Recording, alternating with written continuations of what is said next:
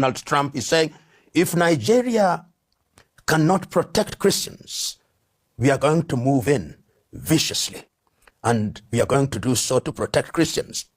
And I think Trump is being advised that the Nigerian government is working softly on this issue because President Bola Ahmed Tinubu is a Muslim, because Vice President Shetima is also a Muslim, and that if it were different, they would behave differently. But from where I sit, that is not necessarily the case. The situation in Nigeria must be understood from a historical context. And that history gives you a Nigeria which, when the North and the South came together, there was what could be described as the Muslim North, and for want of a better term, the Christian South, or largely Christian South.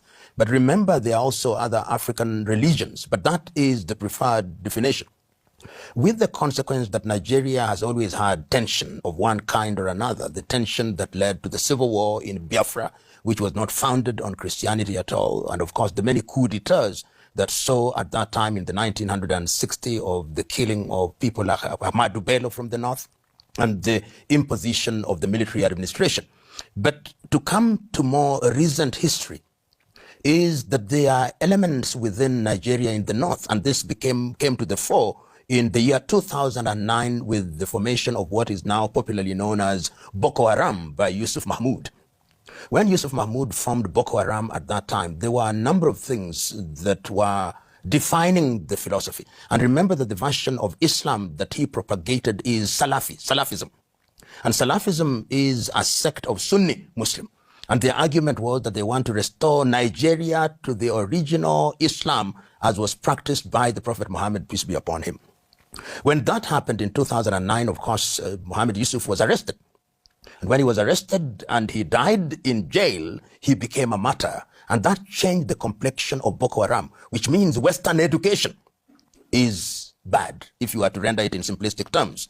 And the whole idea, and this is what they were selling at that time, what is the value of this education where you get education, but there are no jobs, there are no opportunities? And that appealed to very many young people in northern Nigeria. And that is why it is characterized as Muslims rising against Christians. When Mahmoud Yusuf died in prison and Abubakar Shekau then became the leader of Boko Haram, there were then quite a number of splits within the Boko Haram that we knew, with allegiance being declared to Al-Qaeda in Iraq and in Syria. Meanwhile, activities then heightened and they started killing persons because of their religious affiliation. But it must also be remembered that even Muslims were killed in the process. But the declaration was that we want to Islamize not only the northern part of Nigeria, but the entire Nigeria, and introduce Sharia law. But these activities were not confined to Nigeria. It was along the Chad basin, so that Chad was affected, Niger was affected, and even Cameroon was affected. But of course, the theater of action is Nigeria. The consequence of that now has been that they have engaged in activities which have led to the death of many. You remember the bombing of the UN offices in Abuja, which led to the death of 23 people. You remember the Chibok girls, when they raided schools and picked the Chibok girls, some of whom are still in custody. And when, of course, Shekau himself died, or is said to have committed suicide because there were splits within Boko Haram, we now have a situation where we have an organization which has different factions. And these factions are operating sometimes at cross purposes, and Boko Haram has been declared as a terrorist organization.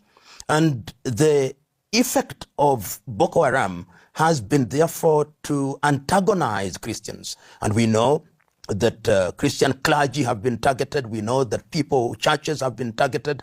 And you've now created an environment that depicts these particular activities as targeting Christians. And indeed, there are Christians who have now come out and say that we are going to organize ourselves in order to resist this. But that must be contradistinguished with certain sober voices within Islam in Nigeria who say that this is a terrorist organization, should be seen as such, and we should therefore not condemn the entire Islam. But as the saying goes, bad news spreads faster than good news. So what do we have in the popular media? Muslims or Muslim organizations are killing Christians. What is the reaction from different people? Let us resist them. Let us resist what has been described in different quarters as the Arabization and Islamization of Africa. And this is the context in which we now find Nigeria being a point of reference from no lesser space than the United States of America. The United States of America, through the President Donald Trump, is saying, if Nigeria cannot protect Christians, we are going to move in viciously, and we are going to do so to protect Christians. And I think Trump is being advised that the Nigerian government is working softly on this issue because President Bola Ahmed Tinubu is a Muslim, because Vice President Shetima is also a Muslim, and that if it were different, they would behave differently. But from where I sit, that is not necessarily the case. And these are individuals who are known to me. My own view is that you are dealing with an organization which is out of control, which is engaged in unconventional warfare, and it's not going to be easy to defeat them because they are not your regular army wearing army uniform. They are not arranged and organized in battalions and brigades. They could be somebody who is walking in the street and propagating their agenda. They hit when you don't expect, and they hit what you don't expect. Even when you say you are going to bomb them, who are you going to bomb? Where? In which location are they crowded that you'll bomb them and finish them? These are the questions must be called into question. And you can see and hear the reaction of President Bola Ahmed Tinubu, and by extension the Nigerian government. They reacted by saying they welcome the United States of America to help them fight Boko Haram. That is the situation as it is. What is happening diplomatically, we may not know. But you've seen a world where there is a new hegemon who believes they are going to fight for Christianity anywhere and everywhere. That is the situation as it is now. You know, when we talk about Nigeria and we talk about the pronouncement of President Trump, many things come to mind. Number one, why is Trump saying what he's saying? Is he saying it for Christian domestic consumption? Is he the latter-day defender of Christianity? And what I'm saying is a matter of speculation, and I think he's addressing many audiences. Remember, he rode on the crest of evangelical Christians to become the president for what is now called Trump 2. And he's telling them, in this day and age, when Christianity is on the decline and Islam is on the ascendance, I am the leader of what can be described as Christianity. And when Christianity is addressed anywhere in the world or is threatened anywhere in the world, I'll be that leader in the world who will come out and defend Christianity. That is to the American audience. To the Nigerian audience, he's also saying, oh, you cannot be protected by your administration. I'm the leader of the free world. This free world, which was created by Christendom, is under threat. And I am that leader who knows no boundaries. I'm that leader who is going to be your latter-day savior. I'm that leader who is going to come and do what is necessary in order to protect you. I am the peacemaker. Remember that President Trump is on record as saying that he's the one who deserves the Nobel Peace Prize. I'm God's gift to the world. I run around the world and do only one thing, make peace. You saw me making it in Gaza. You see me trying to make it in Ukraine. You see me everywhere. You see making peace between Thailand and Cambodia. I am that person.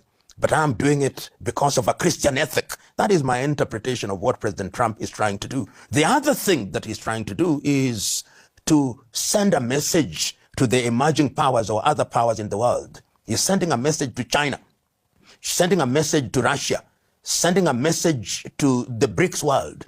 Remember, you may make a claim to New World Order, but from where I sit, there is only one order, and that order is the order as dictated by the United States of America. And if anybody were to doubt that interpretation, just listen to him during his address to the UN General Assembly when he's disparaging the UN and almost saying that the UN is good for nothing.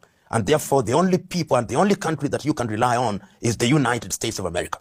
This United States of America, which is great. This United States of America that has military prowess. This United States of America, which is an economic giant. The only one that you can rely on. So these messages are, in my view, coded, addressing different audiences and lending themselves to different interpretations. And when you do that, then you confuse your enemy and you become mysterious to your enemies, real and perceived. And in the Nigerian situation, I think that is exactly what he's doing. And remember that President Trump has deliberately renamed the Department of Defense as the Department of War. So it's very clear that you've got to wage war, however you describe it, for purposes of telling the world, if you don't play ball, we are going to crush you. And see, his use of language is going to be swift, nasty, and sweet. I mean, that is a contradiction in terms, but he uses language in that way. What we are saying is very interesting, and it can be defined by this age-old saying that one man's or one person's freedom fighter is another's terrorist. And you and me and all of us know that the international agenda has always been dictated by Western narratives. So that if you look at the media via which we talk about events, if it is events between Russia and Ukraine, the people who articulate it for mass consumption will be the CNN, will be the BBC, will be Deutsche Welle, will be Radio France or France, the French media, will be Fox, and all those media, will be Al Jazeera, which will also be influenced by the West. And that is what mass consumption is all about. And it is the West, and particularly the United States, that has taken the burden, in their view, of defining who is who. So if you don't do what is in the best interest of the United States of America, you don't do that which is in the best interest of Western Europe as led by the United States of America, then you are a dictator. You are a dictator because you are not doing their bidding. So Russia can say that you told us we are not moving 1 inch more to the east. And when they want to protect that with boots on the ground, you are a dictator. And that is not to be compared with what happened in the 1960s when the Russians, at the invitation of the Fidel Castro government, invited the Russians, and the Americans said, you cannot have Russian military hardware 90 kilometers away from the American shoreline. So it is the bullies always have their way, and they tell you what is right and what is wrong. That is the position in which we are. You and me have recently seen, those of us who are listening to this, who have seen what is happening in the United States of America, that there were riots or demonstrations throughout the United States of America in which Americans came out and says, no kings. And what were they saying? That their president appears to be governing through fiat, executive fiat. He's fighting everybody on site. He's fighting universities. He's fighting the military. He's fighting everybody on site. But yet, in popular media, even media that is not ordinarily pro-Trump, like CNN, are reluctant to label him a dictator.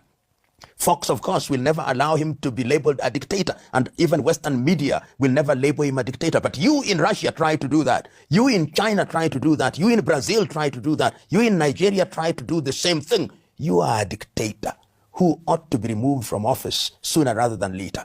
The narrative is defined by the United States of America and the European Union. And you can see how quick these institutions are normally inclined towards issuing statements about things. Sometimes they don't even understand. Sometimes they don't know. But they are quick to issue this statement and that statement and to condemn and say how they are going to interfere when it serves their interest. So it is still true, as this cliche goes, that international politics is still governed by the law of the jungle and through gunboat diplomacy. And that is what is happening. The weak are dominated. The strong dominate and define the agenda.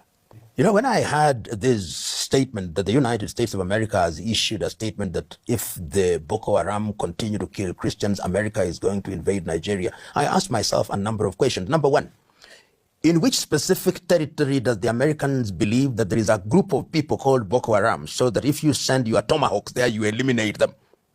Number two, have they consulted the government of the Federal Republic of Nigeria and agreed with them that we need assistance in terms of intelligence and that therefore this will be a coordinated strike? Number three, have you understood what Boko Haram is all about, and have you understood the history of Boko Haram and that this is an ideology?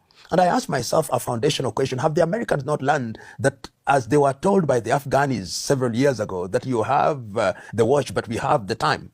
Have they not learned from Vietnam that you can never defeat these people who are ideologically inclined? So unfortunately, if the United States of America were to use any military means in the hope of neutralizing Boko Haram, they'll be shocked, because there is not a group of people sitting somewhere who are waiting to be bombed called Boko Haram. Boko Haram, I believe, are individuals who are embedded in families. It is an ideology. It will metastasize like cancer. So it is something that I believe ought to be rethought. And I hope that the government of the United States of America will do that which is good and right, to consult with the administration of the Federal Republic of Nigeria and ask them if they need assistance. And if they need assistance, the kind of assistance that they need, if they need intelligence, let them be the ones that define what kind of intelligence. Otherwise, this nuclear approach to killing a mosquito or killing a tortoise, as it were, is one that will be met with utter defeat and utter regret. And if there was any doubt, see what has happened to Libya. If there was any doubt, see what happened to Syria.